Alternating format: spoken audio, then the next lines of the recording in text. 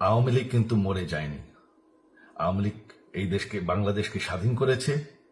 আওয়ামী লীগকে শেষ করা সম্ভব না।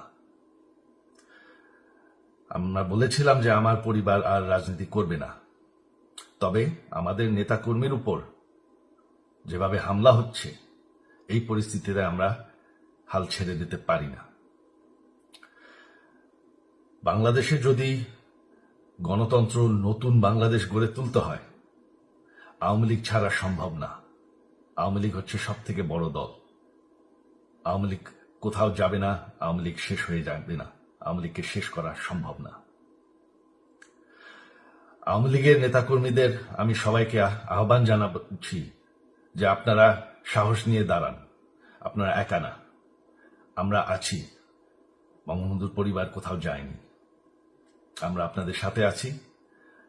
দেশকে, আমাদের নেতাকর্মীদেরকে, আওয়ামী লীগকে রক্ষা করার জন্য যা প্রয়োজন আমরা করতে প্রস্তুত।